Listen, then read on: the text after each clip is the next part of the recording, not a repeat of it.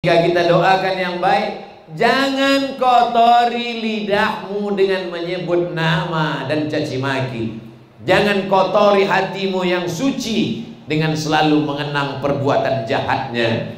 Jangan kotori otakmu dengan memikirkan segala tindak tanduknya. Biarkan Allah yang akan membalas.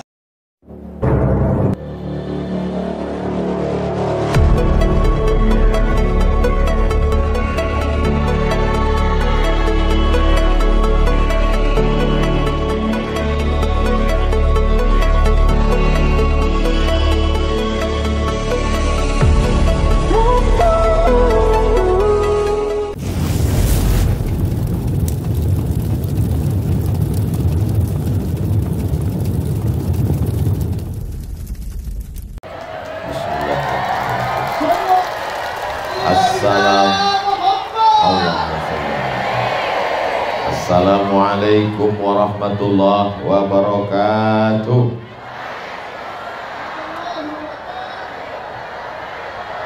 Dari Makkah ke kota Madinah melewati jalan tol. Sudah lama saya tausiah, baru ini tidak pakai protokol. Apa kabar Bapak Ibu semuanya, sehat?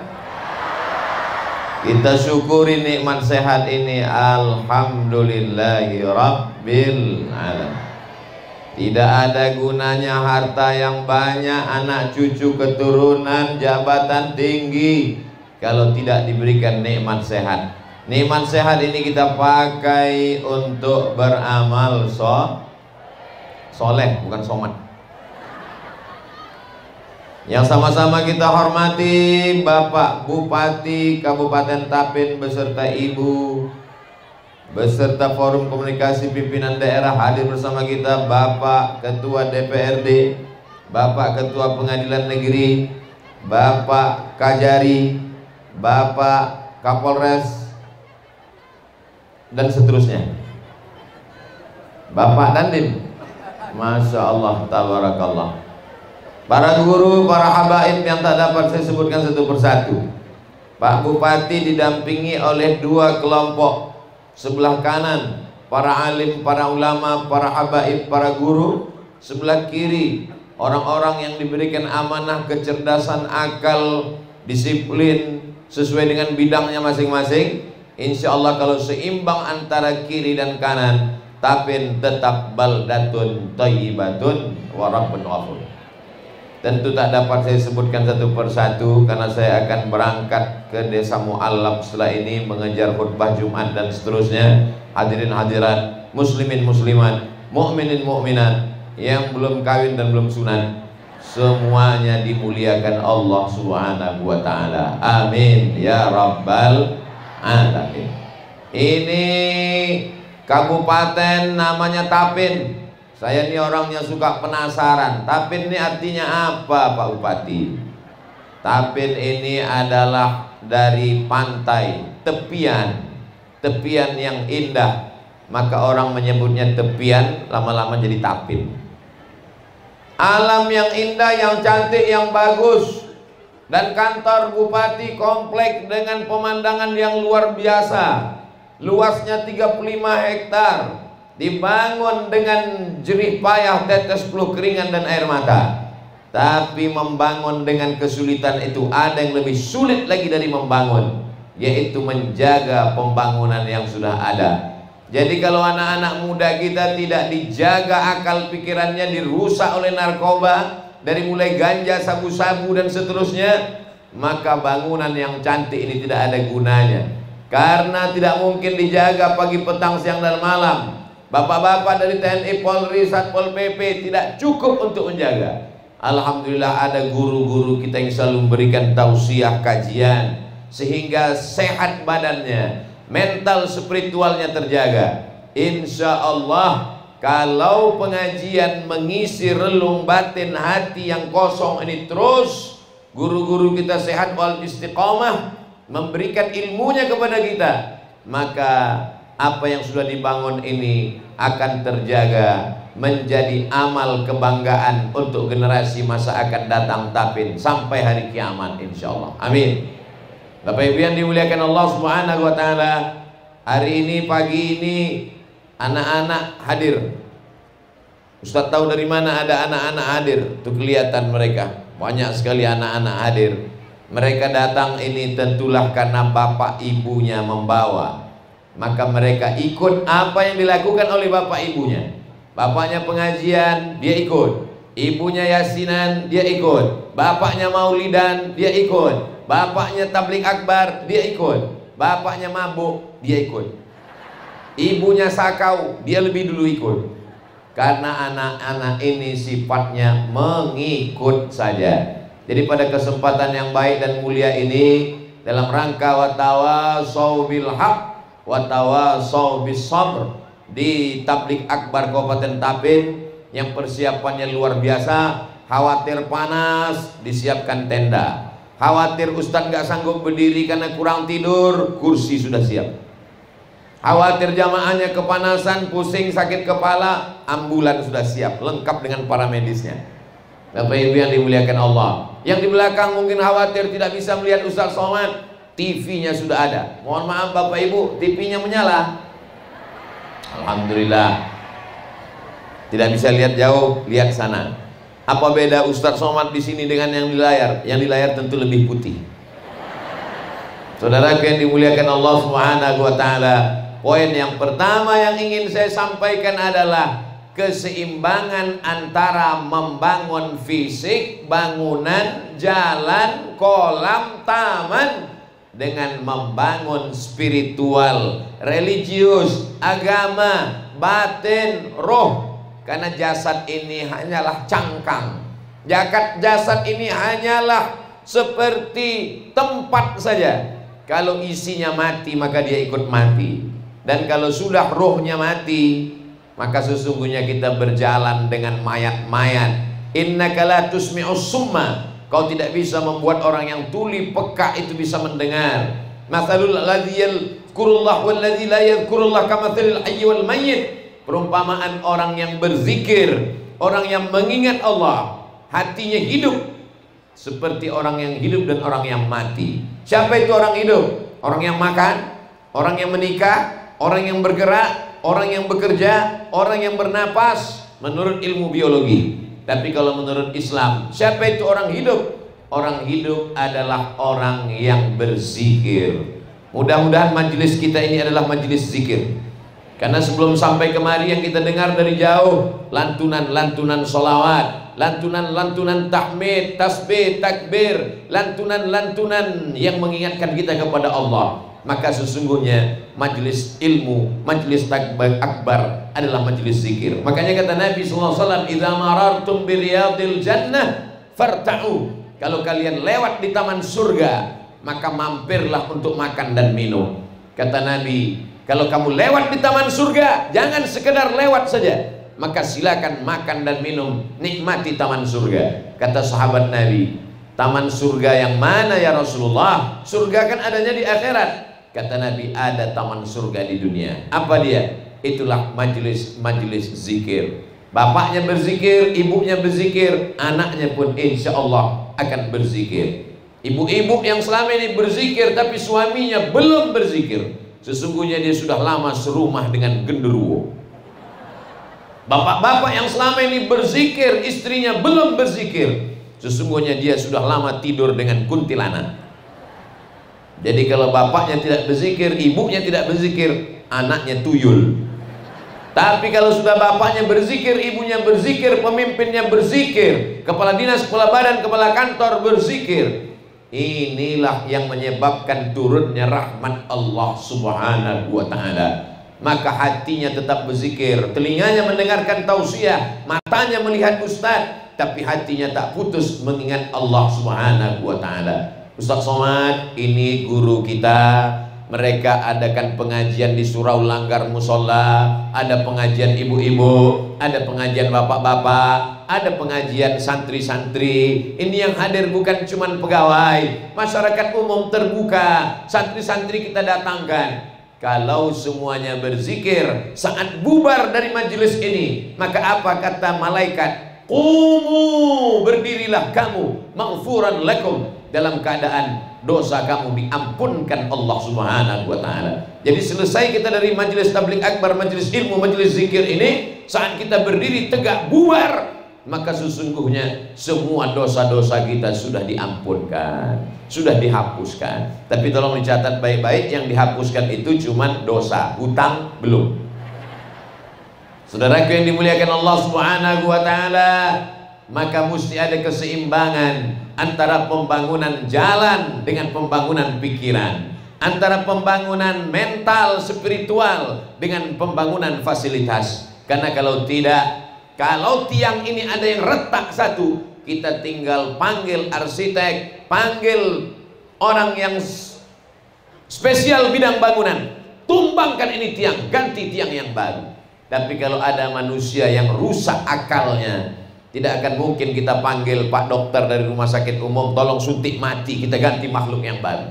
Tidak bisa. Begitulah menjaga manusia, dari mulai dalam kandungan sampai dia melahir, merangkak, sampai dia berjalan, sampai dia lulus sekolah S1, S2, S3, masuk CPNS menjadi pemimpin, sampai pensiun.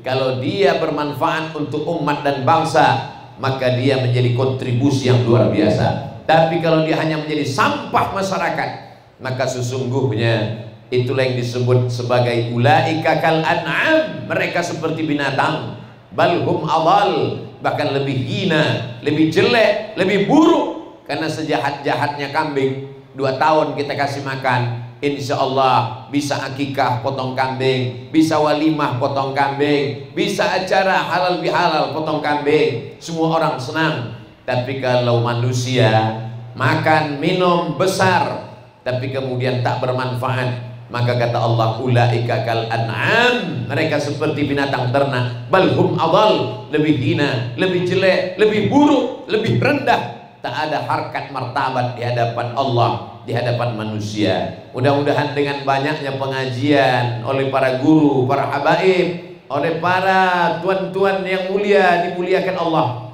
maka kita pun ikut menjadi mulia dalam rangka menjaga hati supaya tetap lurus, pikiran tetap lurus. Kalau orang lurus hatinya, lurus pikirannya, lurus bicaranya, maka insya Allah selamatlah dia dunia akhirat. Sesuai dengan doa yang diajarkan Nabi, Rabbana atina fid dunya hasanah wa fil akhirati hasanah wa qina azabannar. Orang beriman tidak egois. Yang penting saya sudah ngaji, yang penting istri saya sudah ngaji, yang penting anak saya sudah ngaji. Masalah orang lain bukan urusan saya. Ini bukan sifat orang beriman. Orang beriman itu 50-20 tidak cukup, karena dia memandang, kata Imam Sufyan Ats-Tsauri, 40 rumah ke depan, 40 rumah ke belakang, 40 rumah ke kanan, 40 rumah ke kiri. Itu adalah tetangganya, dan semuanya mesti selamat dari azab Allah Subhanahu wa taala.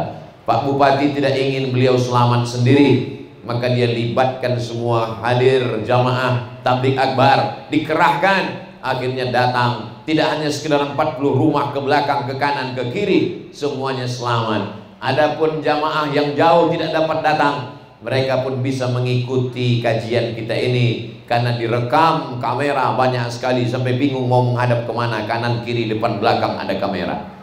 Sampai-sampai sedang makan durian pun direkam juga dengan kamera. Terus yang nggak bisa datang gimana Pak Ustadz? Yang nggak bisa datang bisa ditonton rekaman ceramah Ustadz Somad di Kabupaten Tapin, di channel Ustadz Abdul Somad Official. Subscribe, like, share, and comment. Saudara yang dimuliakan Allah Subhanahu wa taala. Artinya apa?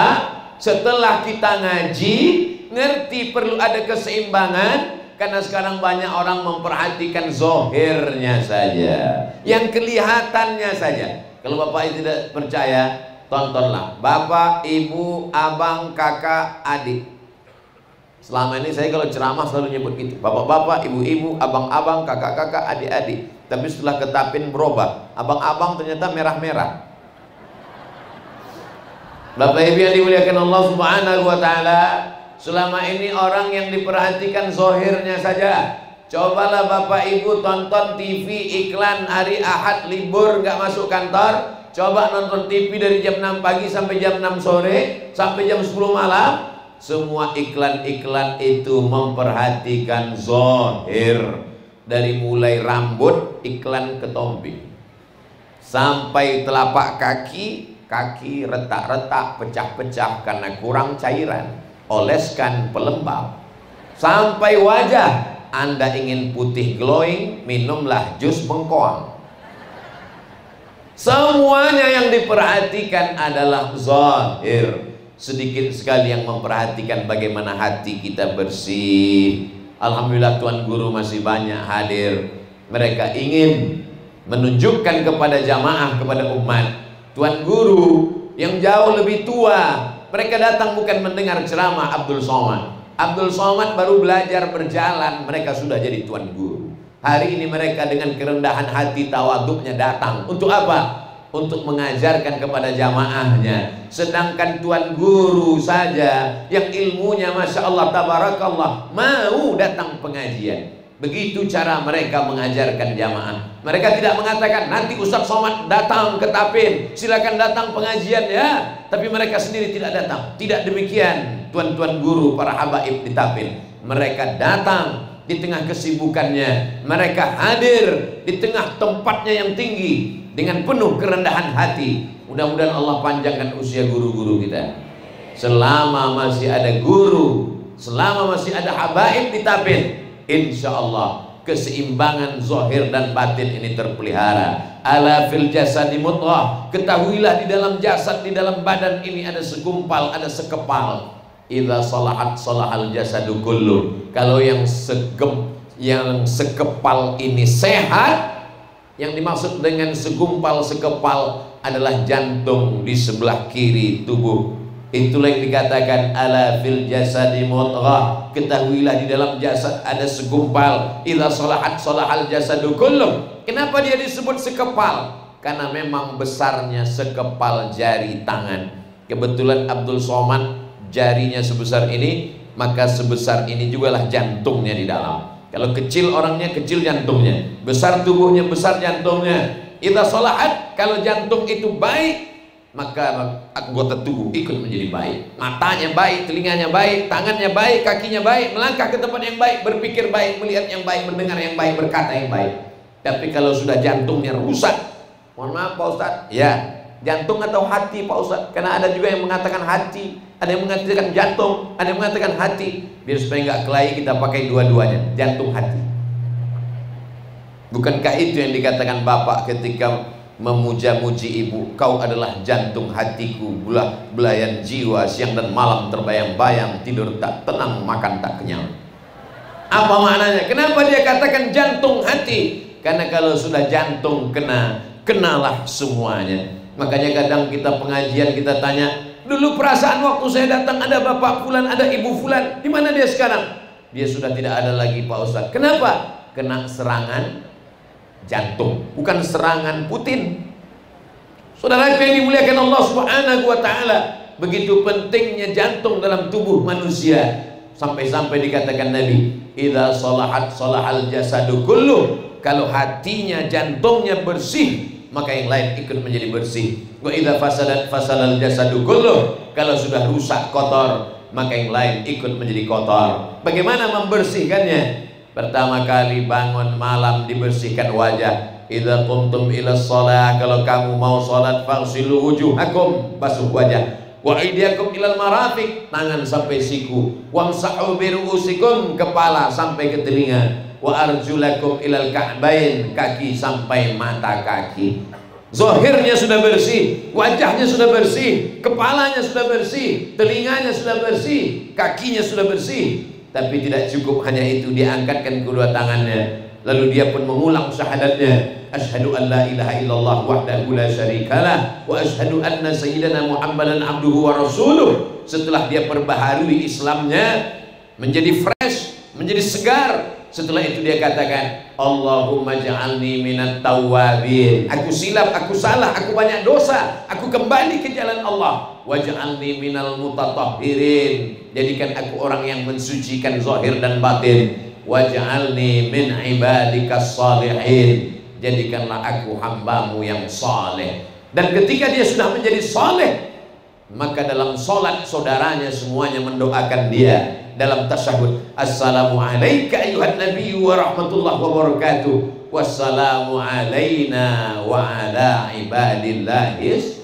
sholihin. Itulah mengapa ibu-ibu yang mengandung anak, dia berdoa, Rabbi habli minas sholihin, jadikan anakku anak yang soleh. Kenapa? Karena orang kalau sudah selesai zahirnya bersih, dia ingin batinnya bersih. Orang yang bersih zahir dan batin, itulah yang disebut dengan hambaku yang soleh. Doa Nabi Ibrahim dikabulkan Allah. Akhirnya dapatlah seorang anak yang fisiknya ganteng, yang batinnya suci. Anak itu bernama Ismail alaihissalam, yang diperoleh dalam proses yang panjang sampai-sampai Nabi Ibrahim berdoa 86 tahun lamanya, meminta pagi petang. Padahal kalau Allah mau mudah saja. Innama amruhu idza arada syai'an ayyakula lahu kun fayakun. Tak ada yang sulit bagi Allah. Kenapa sampai ditunggu 86 tahun? Allah ingin melihat kesungguhan seorang Ibrahim, meminta, berharap kepada Allah, sampai lahirlah seorang anak bernama Ismail yang seimbang antara zahir dan batin. Ismail inilah yang mempunyai keturunan Adnan. Dari Adnan mengalir sampai ke bawah Muhammad, anak Abdullah, anak Abdul Muttalib, anak Hashim, anak Abdi Manaf, anak Qusay, keturunan Ismail, keturunan langsung anak Nabi Ibrahim alaihissalam. Oh, jadi Nabi Muhammad itu keturunan Nabi Ismail, keturunan Ibrahim, Pak Ustaz? Betul. Kalau kita ini keturunan Nabi juga? Betul, keturunan Nabi Adam. Siapa yang tidak mengaku keturunan Nabi Adam berarti keturunan monyet. Kata Charles Darwin, bukan kata saya. Jangan tersinggung. Kunci mendengar ceramah Ustaz Somad satu saja, jangan tersinggung. Karena beberapa jamaah yang dengar tersinggung, pulang sakit jantung langsung meninggal. Saudara yang dimuliakan Allah Subhanahu wa Ta'ala, ketika kita melihat wajah kita di cermin, apa kata kita? Allahumma kama hassanta khalqi fahassin khuluqi. Sebagaimana sudah kau perbaiki bentuk fisik wajah tubuhku, maka perbaikilah batinku, perbaiki akhlak, perbaiki budi pekerti, perbaiki sopan santun tata krama, memuliakan orang tua, menyantuni anak yatim, merasakan perasaan orang lain. Diasah rasa ini supaya lebih halus, halus dan halus. Untuk apa kita selama 1 bulan tidak makan, tidak minum, panas, terik, kering kerongkongan? Untuk apa kita? Itu tidak lain tidak bukan adalah untuk mengasah hati supaya pintar-pintar merasakan perasaan orang lain. Jadi jangan hanya melihat dari depan, tapi pandang juga dari belakang. Kalau bapak dari sana memandang kemari, itu kelihatannya orang dari bawah melihat ke atas. Oh, enaknya Ustadz Abdul Somad, dia berada di atas pentas yang berbunga-bunga, Masya Allah, tabarakallah. Tak kapan mereka menanam bunga ini. Karpetnya merah, di atas karpet ada karpet biru, bersama para ulama, bersama para pejabat. Bagaimana agaknya rasanya kalau di atas? Mudah saja, nanti setelah selesai acara naik ke atas, barulah kalian rasakan di atas. Gimana rasanya? Panas, tapi ada kipas angin di belakang. Saudara yang dimuliakan Allah Subhanahu wa Ta'ala, kita mesti pandai merasakan perasaan orang lain. Enak aja Ustaz Somad itu cuma ceramah. Saya ada masanya tidak berceramah. Kalau ada para guru habaib datang ke Pekanbaru Riau, saya datang diam-diam, pakai baju kaos panjang, pakai kacamata hitam, pakai jaket, pakai masker, pakai topi, mendengar dari jauh. Bagaimana rasanya mendengar ceramah? Ternyata berceramah dengan mendengar jauh lebih berat mendengar, ngantuknya luar biasa. Itu makanya kalau saya ceramah itu suara saya kuat-kuat. Kenapa kuat? Supaya yang tertidur supaya terjaga. Karena saya merasakan perasaan orang yang mendengar ceramah. Itulah mengapa kalau saya ceramah, saya kasih tahu, Abdul Somad ceramah tidak lebih dari 60 menit, sesuai yang tertulis di botol 600 ml. Kenapa? Karena banyak orang yang kalau dengar ceramah, dia menganggap kapan berakhirnya penderitaan ini. Tapi kalau dia dengar Ustaz Somad, dia tahu tadi dimulai pukul jam 9 lewat 20, 8.20, maka akan berakhir pada pukul 9.20. Dia bisa mengukur kapan mesti kepalanya turun dan kapan mesti naik kembali. Saudara yang dimuliakan Allah Subhanahu wa taala. Jadi setelah poin yang pertama kita jaga keseimbangan zahir, batin, qalbu, mata, tangan, kaki, zikir, pikir mesti seimbang. Maka setelah itu kita mesti mengasah rasa, merasakan perasaan orang lain. Bukan merasa pintar, tapi pintar-pintar merasa. Karena kalau sudah kita hanya merasa pintar, kita yang paling hebat, kita paling mulia, kita paling tinggi, kita paling terkenal, sesungguhnya kita sudah masuk dalam pintu takbur. La yadkhulul jannah, tak masuk surga. Man kana fi qalbihi, siapa yang dalam hatinya mithqala habatin min khardalin min kibrin, ada sombong walaupun sebesar biji sawi, ada sombong, tak mencium bau surga. Doakan supaya Ustaz Abdul Somad hatinya bersih, tak ada sombong walaupun sebesar biji sawi. Kemarin waktu mau masuk ke pesawat, lewat di pintu detektor logam. Begitu lewat detektornya bunyi, rupanya jam tangan belum dilepas. Padahal jamaah sudah ngasih jam dari kayu. Ustaz Somad, ini ada jam dari kayu. Untuk apa Pak? Supaya nanti kalau lewat di detektor logam gak bunyi. Tapi karena jamnya besar, tetap pakai jam logam. Begitu mau lewat lagi, bunyi lagi. Kenapa? Ada kunci rupanya belum dicopot. Begitu lewat, bunyi lagi. Kenapa? Rupanya handphone lupa dilepas. Alhamdulillah Pak Bupati Tapin tidak memasang detektor sombong di pintu kantor. Bayangkan kalau Abdul Somad lewat tadi, pintunya bunyi, ada sombong sebesar biji sawi. Allah Subhanahu wa ta'ala sengaja tutupi itu.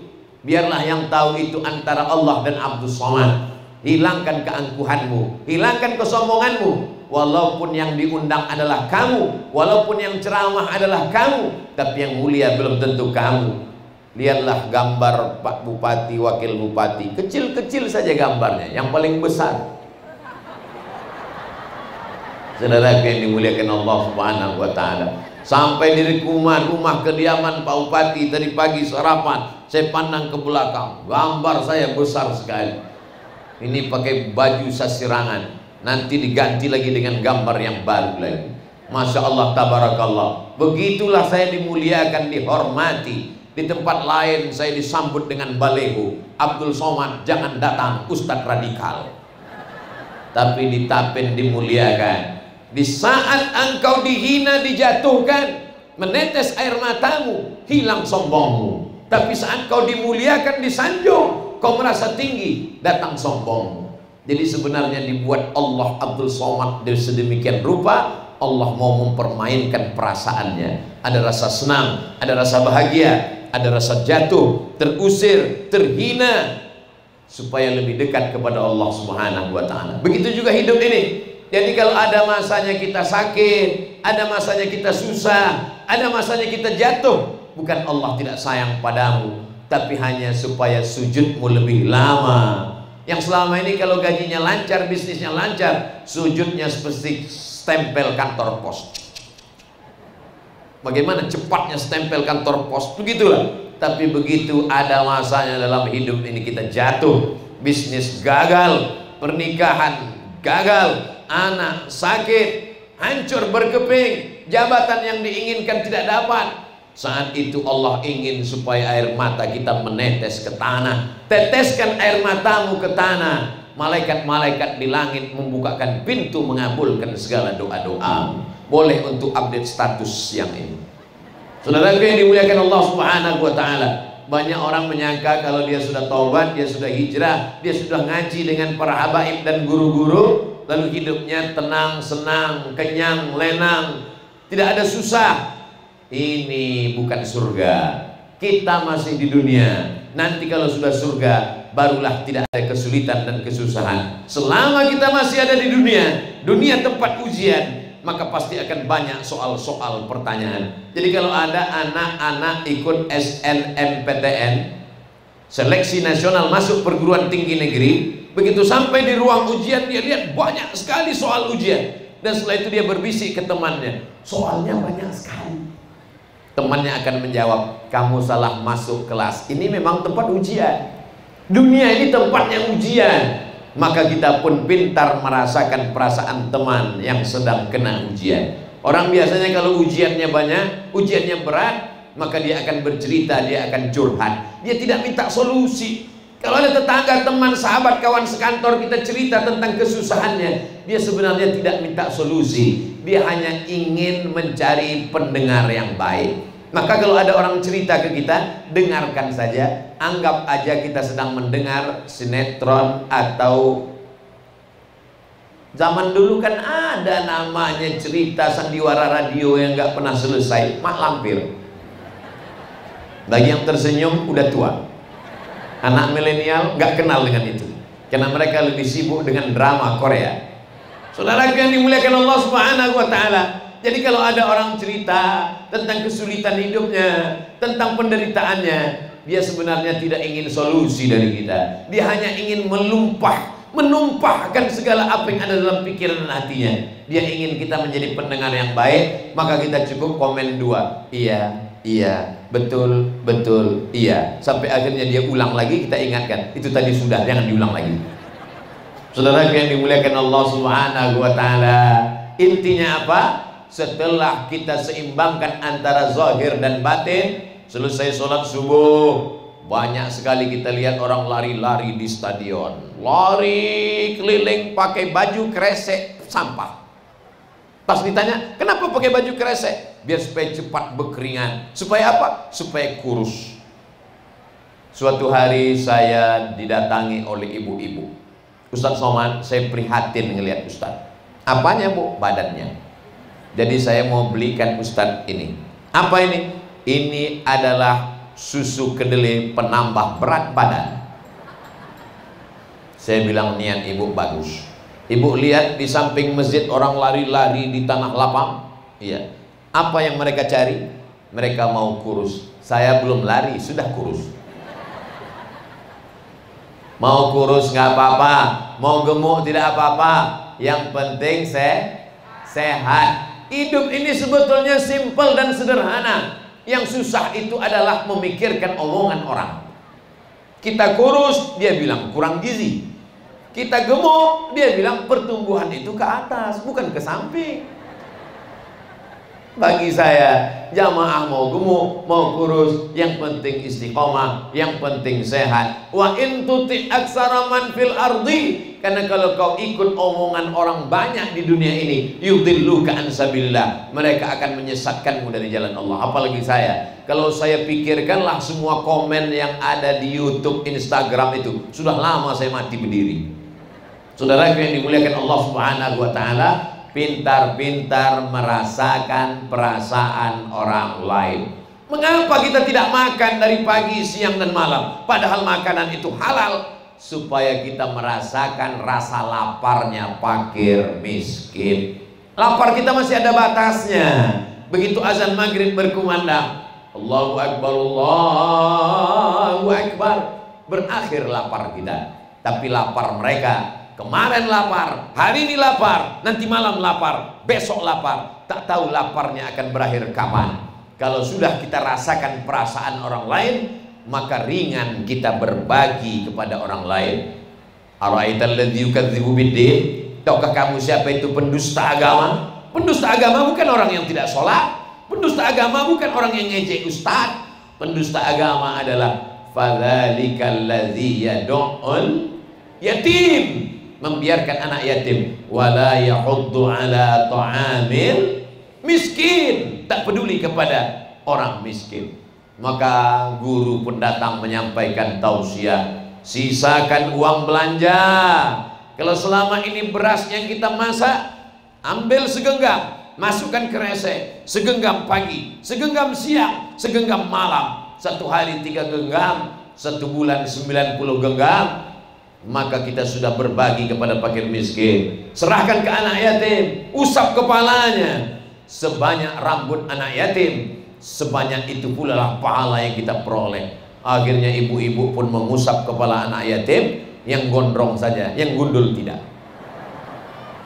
Kita memahaminya tidak tekstual. Makna mengusap kepala anak yatim, bahwa anak yatim kehilangan kasih sayang ayahnya. Ayahnya yang selama ini membesarkannya, mendidiknya, meninggal dunia. Maka datang kita mengusap kepala anak yatim. Pulang dari kerja si bapak membawa baju 2 pasang.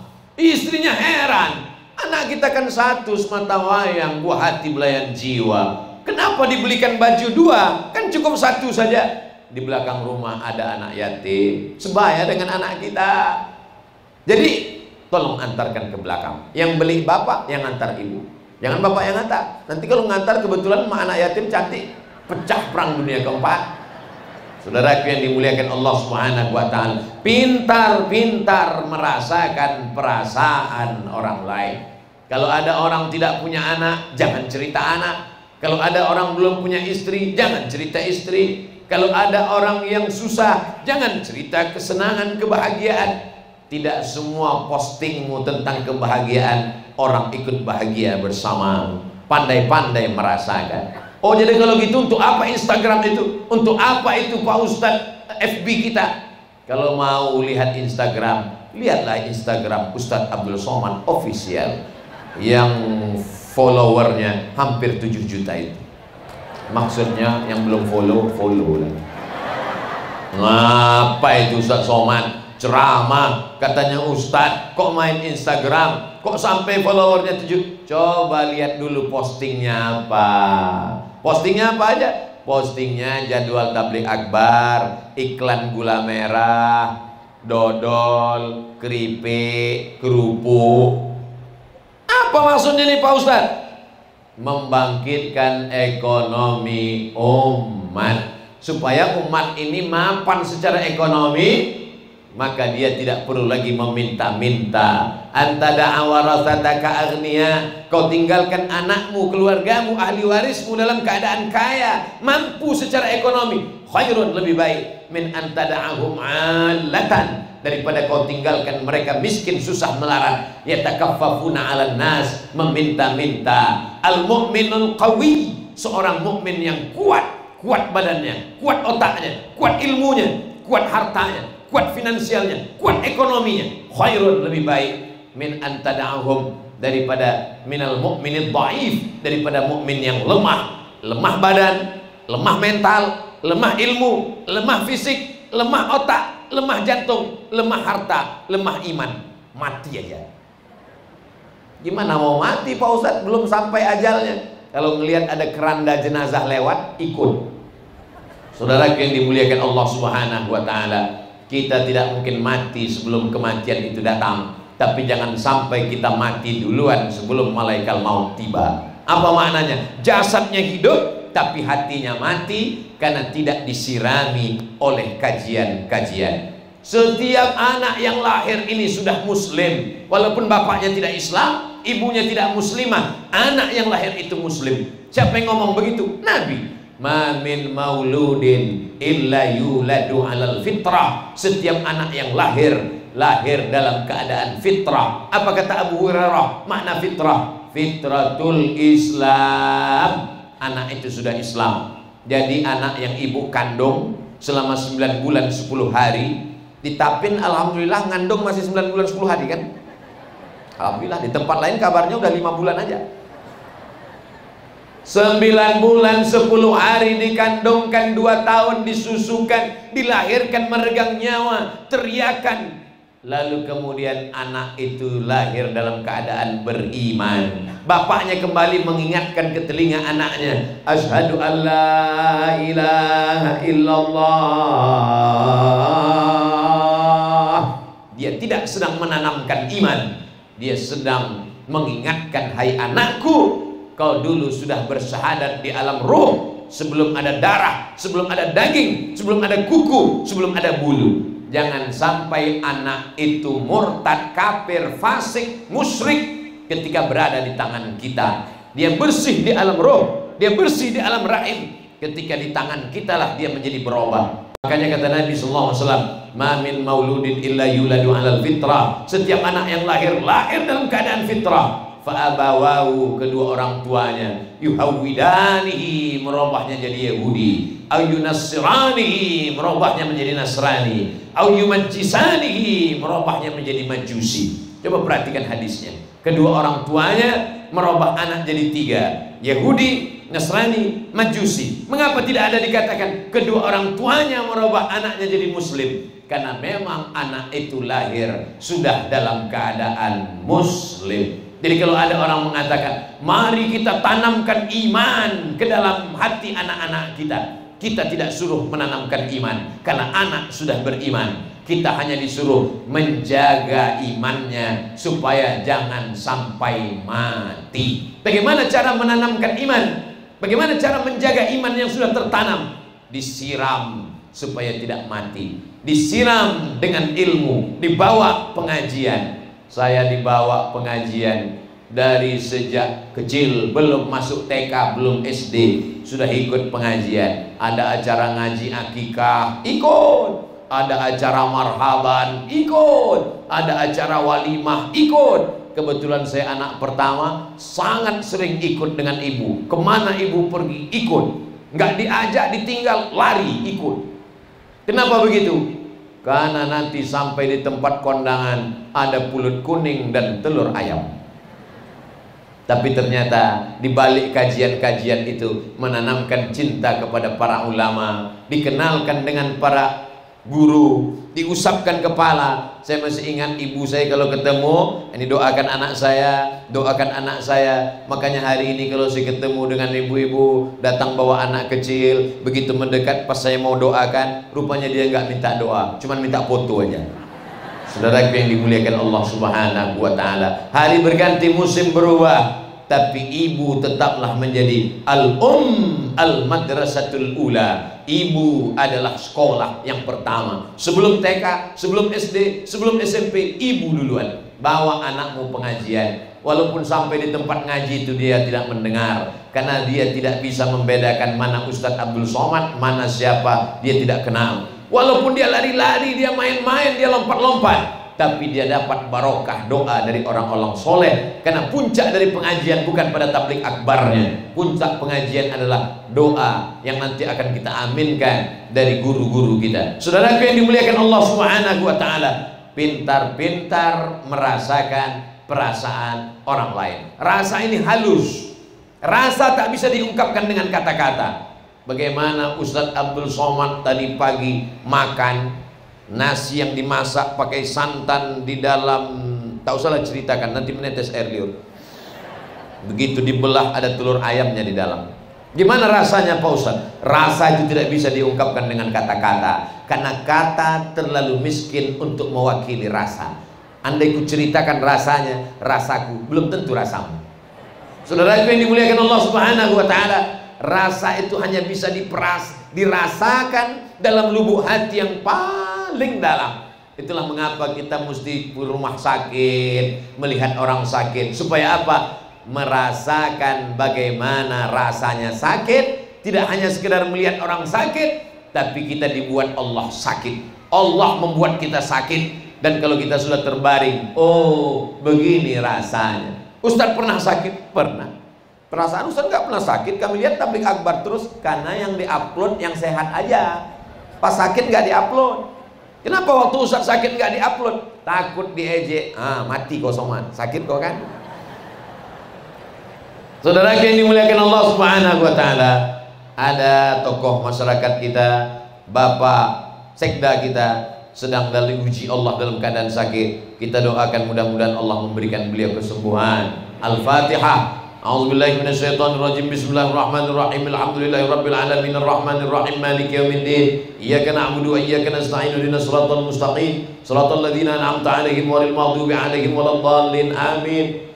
Kalau orang meninggal dunia dikirim Al-Fatihah, itu pahalanya nyampai. Karena setiap huruf itu dibalas 10. La aqulu alif lam mim harf. Alif lam mim tidak dihitung satu huruf. Alif satu huruf, lam satu huruf, mim satu huruf. Wa likulli harfin asyru amsalihha. Satu huruf dibalas 10 kebaikan. Jadi setiap Al-Fatihah itu ada huruf-hurufnya dikirimkan Allah. Kalau sudah meninggal dunia, Tapi kalau orang hidup kita bacakan Al-Fatihah, itu doa tawassul, bertawassul kepada Allah dengan kemuliaan pahala membaca surah Al-Fatihah. Mana tahu nanti ada yang nanya, itu Ustaz, Al-Fatihah kan untuk orang meninggal dunia. Untuk anak dibacakan Al-Fatihah, untuk istri dibacakan Al-Fatihah, untuk guru dibacakan Al-Fatihah. Ternyata ketika ada orang sakit kita jenguk, itu luar biasa. Walaupun saya tidak datang ke rumah sakit melihat beliau, tapi insya Allah berita ini disampaikan dan beliau mendengar, meleleh air matanya. Oh, ternyata Ustaz Abdul Somad masih ingat. Banyak teman tertawa, banyak teman bersukaria, tapi tak banyak teman yang ikut merasakan seperti yang kita rasakan. Makanya kata Nabi, idza maridha, kalau ada saudaramu sakit, fa'udhu, kunjungi dia, tengok dia. Menjenguk orang sakit nggak boleh terlalu jujur. Ustaz Somad, saya ini sudah diponis dokter, kata dokter saya ini seminggu lagi katanya meninggal. Siapa yang bilang? Ibu sehat kok. Apa sehat? Malah dokter itu nanti meninggal duluan. Jangan ketika kita jenguk orang sakit, ini kelihatannya nggak sampai Jumat depan udah selesai. Nggak boleh, bangkitkan semangatnya. Saya kemarin Pak ceramah ke salah satu masjid, ketua masjidnya sudah diponis oleh dokter di Malaka, tinggal 6 bulan lagi selesai. Saya tanya, Pak Haji, saya takut dioperasi Pak Ustadz. Katanya jantung dibelah, urat kaki dinaikkan ke atas, namanya bypass. Itu jalan tol Pak. Terus jadi bapak dipotong urat kaki naik ke jantung. Saya nggak berani Pak Ustadz. Akhirnya saya tunggu aja. Katanya berapa bulan? 6 bulan. Sekarang udah 2 tahun Pak Ustadz. Saudara yang dimuliakan Allah SWT. Tapi bukan berarti saya nggak ke rumah sakit. Anak saya lahir di rumah sakit, saya medical check up ke rumah sakit, saya berteman dengan dokter. Tapi rukun iman tidak saya tambah jadi 7. Rukun yang ke-7 dokter spesialis. Saudara yang dimuliakan Allah Subhanahu wa taala, kita mesti pandai merasakan perasaan orang lain. Ketika ibu saya meninggal dunia, berdatanganlah bapak-bapak dari kepolisian mengantar dari kota Pekanbaru sampai ke Sumatera Utara 12 jam. Yang selama ini macet di jalan, lancar perjalanan. Kenapa? Bapak-bapak kepolisian mengawal dari kota Pekanbaru, ambulan lancar sampai di depan, sampai ke pemakaman. Mereka memikulkan, semua memikulkan jenazah almarhumah sampai ke dalam liang lahat. Begitulah mereka kepada almarhumah ibu saya tahun 2019. Maka hari ini saya kalau melihat ada orang meninggal dunia, saya paksakan saya datang. Untuk apa? Karena ternyata kalau keluarga kita meninggal dunia, dijenguk orang, itu kesannya luar biasa. Maka saya tanya beberapa kepala daerah, bupati, wali kota, gubernur yang saya tanya, Bapak dulu apa modal kampanye Bapak? Apakah baleho? Baleho tidak terlalu diingat orang Pak Ustadz. Malah banyak baleho yang dicopot dijadikan sebagai tutup WC. Jadi apa yang paling berkesan Pak? Yang paling berkesan itu Ustadz, jenguk orang pada 3 kondisi. Pertama, sakit. Kedua, meninggal. Ketiga, nikah. Itu luar biasa. Jadi bapak dulu datang semua. Pokoknya asal ada tenda, saya mampir. Pernah suatu hari Pak Ustadz, saya lihat ada tenda, saya mampir. Lalu saya katakan, mohon maaf Bapak, ini saya baru bisa datang kemari. Kemarin nggak bisa datang, dan sekarang mungkin acaranya udah selesai baru datang. Udah selesai sambutan saya, baru datang tuan rumah. Kata dia, mohon maaf Pak, pestanya besok.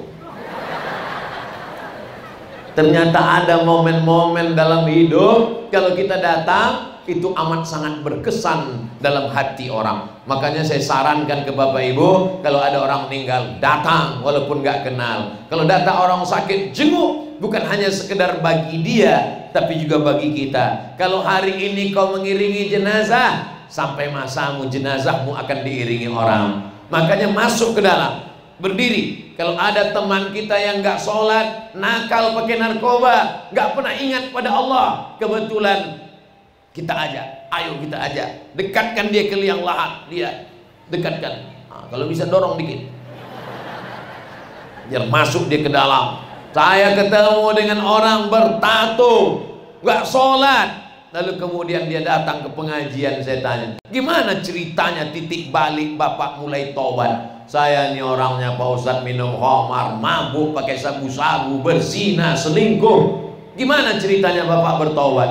Ketika saya sedang melihat jenazah Pak Ustadz, tiba-tiba saya terdorong masuk ke dalam. Saya megang jenazah, mau lompat ke atas, malu. Di saat itulah terasa dingin Pak Ustadz, datang takut saya, sampai masanya saya akan mati menghadap Allah Subhanahu wa Ta'ala, merasakan perasaan orang lain. Jadi kalau kita tak bisa merasakan perasaan orang lain, apa beda kita dengan binatang? Mohon maaf, kasar kata-kata Abdul Somad, tapi kadang itulah yang masuk ke dalam lubuk hati yang paling dalam. Saudara yang dimuliakan Allah Subhanahu wa Ta'ala, hari ini Abdul Somad bicara tentang perasaan. Bohong aja itu Ustaz Somad merasakan perasaan orang lain. Buktinya kami kepanasan, payung nggak dapat, sampai pakai sajadah pun dia nggak merasakan perasaan kami. Dia ngomong begitu kan karena ada tenda.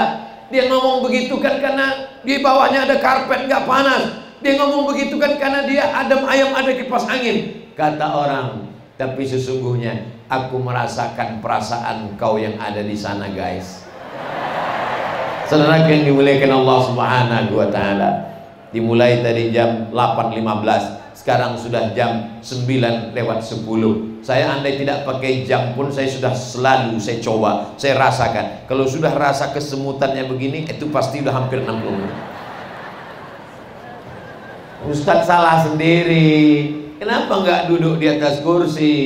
Kalau sampai saya duduk di atas kursi, di sebelah kanan saya guru-guru, di sebelah kiri saya ada Pak Dandim, ada Pak Kapolres, ada Pak Kajati, di samping saya ada Pak Ketua PN Pengadilan Negeri, ada Pak Bupati. Lalu muncul dalam hati saya, akulah Fir'aun.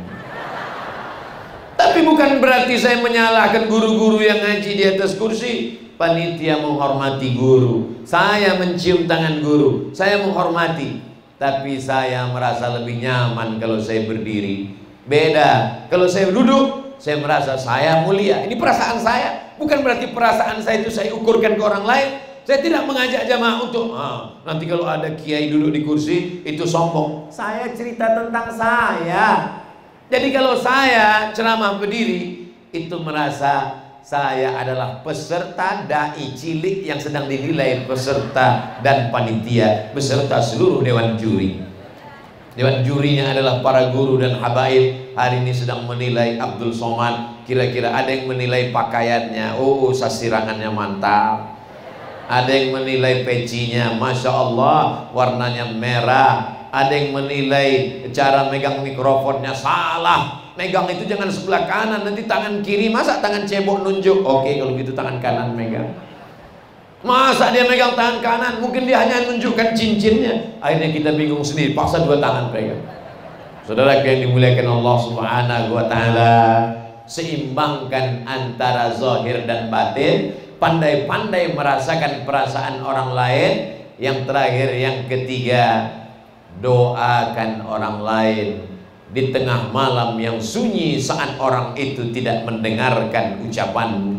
Kalau kita doakan di depan dia, semoga Bapak panjang umur, sehat badan, dapat satu keutamaan. Tapi kalau kita doakan di belakang dia, di tengah malam, saat tidak ada yang tahu, ya Allah, Bapak Fulan, Ibu Fulan, panjangkan umurnya, sehatkan badannya, banyakkan rezekinya. Allah kirimkan satu malaikat. Apa kata malaikat? Amin, kabulkan doa orang ini. Walaka mithluh, kau dapat yang sama seperti yang kau doakan. Kalau kita doakan dia kaya raya, maka malaikat mendoakan kita doa yang sama. Kalau kita doakan dia istiqomah, anaknya soleh dan solehah, keluarganya sakinah, mawaddah warahmah, maka kita juga didoakan malaikat yang sama. Makanya jangan doakan yang jelek-jelek. Ini tetanggaku baru, rumah mobil baru, rumah baru, harta baru, emas baru, istri baru, anak baru. Ya Allah, tolong matikan dia. Kalau bisa jangan langsung mati, buat dia stroke 3 bulan. Kata malaikat, amin, walaka mislu, kau duluan. Doakan yang baik-baik. Ketika kita doakan yang baik, Jangan kotori lidahmu dengan menyebut nama dan caci maki. Jangan kotori hatimu yang suci dengan selalu mengenang perbuatan jahatnya. Jangan kotori otakmu dengan memikirkan segala tindak tanduknya. Biarkan Allah yang akan membalas. Allah kalau sudah memberikan balasan, balasannya tak terlintas di hati manusia. Banyak orang hatinya bersih tapi dikotorinya dengan merenungkan perbuatan musuhnya. Maka tutup, kalau terlintas di pikiran, tutup dengan zikir. Afdalu zikri fa'lam annahu la ilaha illallah. Mau zikirnya kuat, bagus, la ilaha illallah. Mau zikirnya sir, bagus. Ada orang zikirnya kuat, nggak salah. Ada orang zikirnya pelan, juga nggak salah. Yang salah itu adalah kita tahu zikir teman kita pelan, lalu kita nggak setuju dengan dia, lalu kita kuatkan la ilaha illallah. Ada yang sholawatnya nggak pakai lagu, Allahumma sholli ala sayyidina Muhammad wa ala ali sayyidina Muhammad, Allahumma sholli ala sayyidina Muhammad wa ala. Tapi ada orang yang bersolawat kalau nggak pakai lagu dia merasa nggak enak. Allahumma sholli ala sayyidina Muhammad. Itu sesuka hati dia. Selama sholawatnya baik, dia nggak apa-apa. Yang tidak baik itu adalah kita paksakan orang lain mengikut selera kita. Ya nggak bisa. Yang paling baik itu kita tanya selera orang. Bapak mau minum teh apa minum kopi? Saya mau minum teh. Teh pucuk, teh daun apa teh batang? Teh pucuk. Mau yang panas apa yang dingin? Mau yang panas. Mau panas banget atau panas aja? Nggak jadilah.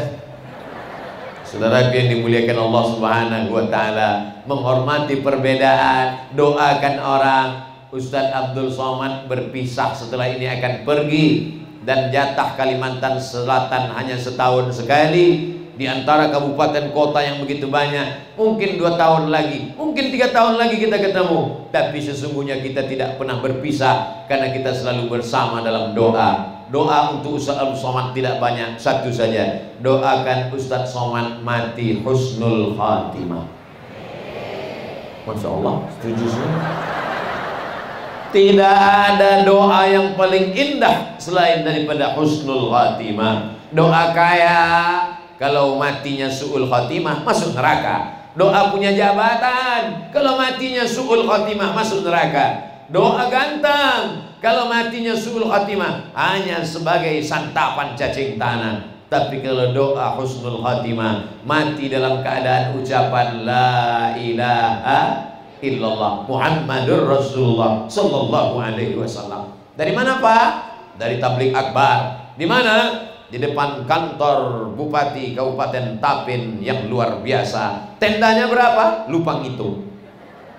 Siapa yang tausiah tadi? Ustadz Abdul Somad. Berapa lama? Biasa 60 menit. Isinya apa aja? Aku nggak ingat saking panasnya. Ustadz Somad bicara 3. Seimbangkan antara fisik, zahir dan batin. Pintar-pintar merasakan perasaan orang lain. Doakan orang dari saat tidak berada di depanmu. Adapun doa di depan orang tetap kita laksanakan. Besok hari Sabtu, hari Ahad ada pesta walimah nikah, doakan dia. Barakallah lakuma wa barakalaikuma. Tapi sekarang acara nikah. Dulu kalau acara nikah itu kita sempat mendoakan dan nanya, Assalamualaikum Pak Haji. Waalaikumsalam. Itu mantunya ya? Iya. Orang mana? Orang Tapin. Oh Masya Allah. Zaman sekarang nggak sempat ngobrol, nggak sempat doa. Itu siapa Pak? Apa? Apa? Suara nyanyinya mau berdoa pun tak sempat. Begitu sampai di atas, gak sempat doa, sana antrian begitu panjang, langsung saja jumpa langsung pergi. Hilang silaturahim. La salam wala kalam. Nanya nggak ada, ngobrol nggak ada. Alhamdulillah ketemu dengan Pak Bupati ngobrol, ketemu dengan Pak Kapolres, ketemu dengan Pak Kajati, ketemu dengan bercanda, ada sapa. Kadang kita ketemu sama orang cuman badannya aja yang ketemu, batinnya nggak ketemu. Yang satu di Amerika, yang satu di Jepang, masing-masing mereka. Silaturahim apa ini? Kita kan mau ketemu sama orang, zahirnya dan batinnya, bukan cuma lihat wajahnya. Ini yang saya rasakan di Tapin. Saya ketemu orangnya, saya ngobrol dengan orangnya, bahkan selama ngobrol tadi satu pun nggak ada yang megang handphone, entah karena ketinggalan di rumah, wallahu a'lam. Saudara yang dimuliakan Allah Subhanahu wa taala, Ustaz Somad, sebenarnya anak saya mau saya bawa kemari ketemu Ustaz tadi, tapi rupanya tadi malam beliau udah ketemu Ustaz di Masjid Ar-Raudhah Sungai Andai tadi malam. Oh iya Pak, saya tadi di sana ketemu, ada silaturahim. Berarti anak Bapak kenal dengan saya? Iya, kami selalu melihat video Ustadz. Masya Allah. Berikut ini kita foto dengan Pak Bupati dan Forum Komunikasi Pimpinan Daerah. Masya Allah. Foto dengan istri masing-masing. Lalu bagaimana dengan kami yang nggak ada istri ini Pak, katanya. Lalu saya bisikkan, bisa mungkin ada yang rental untuk foto aja. Ada tawa, ada canda, ada ketemu. Sekarang itu sudah dirusak oleh apa? Oleh medsos. Dulu kalau ada acara walimah nikah, datang. Acara akikah, datang. Acara takziah, datang. Sekarang orang sudah tidak datang lagi, tinggal posting foto, tinggal lingkari warna merah, lalu tulis bawah innalillah, amin, amin, amin, amin, amin. Katanya kalau ada orang foto dengan kita, jangan senang dulu. Jangan-jangan foto itu disimpan nunggu kita meninggal baru keluar.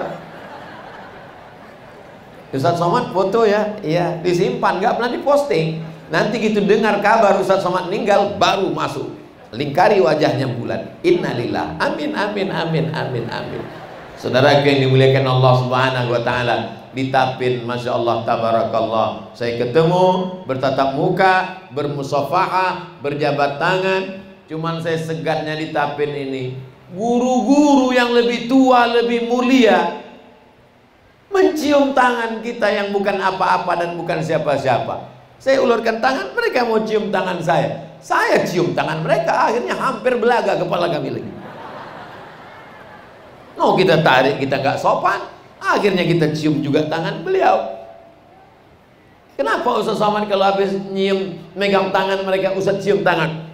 Ada keberkahan-keberkahan. Al-Quran kita cium tangan, ada keberkahan-keberkahan. Berkah ini yang kita tidak tahu. Berkah tidak dilihat dari status sosial, berkah tidak dilihat dari bentuk fisik. Boleh jadi dia manusia biasa saja, tapi hatinya bersih, turun rahmat Allah, diucapkannya salam tanpa ada embel-embel dunia. Maka Allah Subhanahu wa ta'ala memuliakan kita sampai hari ini, bukan karena amal kita, mungkin karena doa orang banyak. Saya yakin itu. Padahal tadi malam mengantuk berat dari perjalanan panjang, siang keluar rumah dari Pekanbaru ke Jakarta, dari Jakarta ke Banjarbaru, Banjarbaru ke Banjarmasin, dari Banjarmasin lalu kemudian sampai kemari Tapin tadi malam. Rasa-rasanya tak kuat untuk bangun, rasa-rasanya tak kuat untuk pengajian. Bisa sehat walafiat. Saya yakin dan percaya ini karena doa dari para habaib, para guru masyarakat Tapin. Mereka berdoa, khususnya panitia yang sudah memasang persiapan. Tadi malam mereka berdoa, ya Allah sehatkan Ustaz Abdul Somad sampai besok pagi ya Allah. Setelah itu terserah, aku serahkan kepada Allah. Bukan urusanku lagi ya Allah. Kita ini sehat karena doa-doa mereka yang luar biasa. Maka jangan lupa untuk minta didoakan. Saya ketemu dengan kiai, ketemu dengan guru-guru tadi. Apa yang Ustaz bisikkan kepada mereka? Doakan saya guru, doakan anak saya. Kalau saya ketemu dengan qari-qari, doakan supaya anak saya Mizian Hazik Abdillah, Sami Ahmad Misbahi, supaya sama suaranya seperti qari, supaya hafal Quran seperti antum. Kenapa? Karena mereka yang lisannya pagi, petang, siang dan malam murojaah menghafal Quran. Kalau ketemu dengan ibu-ibu, ingat kita almarhumah ibu saya. Ketemu dengan anak-anak, ingat dengan anak-anak di rumah. Melihat anak kecil, ingat anak kita, bagus. Melihat ibu-ibu, melihat emak kita, bagus. Asal jangan melihat istri orang, lupa bini kita, itu yang kurang bagus. Saudara yang dimuliakan Allah Subhanahu wa ta'ala, pertemuan kita ini pertemuan rahmat dan barakah. pertemuan itu menambah umur panjang, berkah rezeki. Karena kata Nabi, man ahabba yubsatalahu fi rizqi, siapa yang mau lapang rezekinya, wa yunsa'alahu fi atharihi, mau panjang umurnya, hendaklah dia menyambung tali silaturahim. Maka ke depan, ustadz siapapun yang datang, kiai siapapun yang datang, guru siapapun yang datang, habib siapapun yang diundang ke Tapin, datang, duduk, dengar, diam, ngantuk, tidur. Saya belum pernah marah sama jamaah yang tidur sedang pengajian. Kenapa? Kalau dia tidur, berarti saya berhasil menenangkan hati dan jiwanya. Langkah kaki pertama ngapus dosa, langkah kedua mengangkat derajat. Selama di majlis didoakan malaikat, Allahumma firlahu, ampunkan dia, Allahumma dirahmati dia. Saat berdiri kata malaikat, qumu maghfuran lakum, doa dosamu diampunkan. Saat mengaminkan doa para habaib guru, diaminkan. Ad-da'i berdoa satu orang, wa yu'amminuhum sa'iruhum, diaminkan berpuluh, beratus, beribu jamaah. Sedangkan doa 40 aja makbul, apalagi sebanyak ini, dapat rahmat doa barokah. Maka jangan pernah tidak datang pengajian. Ngaji, ngaji, ngaji. Ada juga sekarang orang ngomong, saya udah bosan ngaji nih Pak Ustaz, kapan berhentinya ngaji? Tenang, ngaji berhenti dua. Yang pertama, malaikat maut datang. Yang kedua, setan pensiun. Kalau malaikat maut sudah datang, gak perlu lagi datang ngaji. Karena kalau kau datang, orang pengajian yang bubar. Mumpung malaikat maut belum datang, datanglah pengajian. Bapak Ibu jangan sampai nanti ada undangan hadiri tabligh akbar yang akan disampaikan tausiah oleh almarhum Abdul Somad, gak ada yang mau datang. Hari ini Abdul Somad datang zahir dan batin, ruh dalam jasad. Kalau sudah ruh tercabut dari jasad, maka berakhirlah sudah. Saat itu kita hanya menerima doa dari saudara-saudara kita. Terima kasih segala perhatian. Mohon maaf segala kekhilapan dan kesilapan. Aqulu qauli hadza astaghfirullah li wa lakum. Mudah-mudahan negeri kita Tapin menjadi tetap dalam istiqomah, baldatun thayyibatun wa rabbun ghafur. Jangan beranjak. Aminkan doa guru ala hazihin niyah. Al-Fatihah.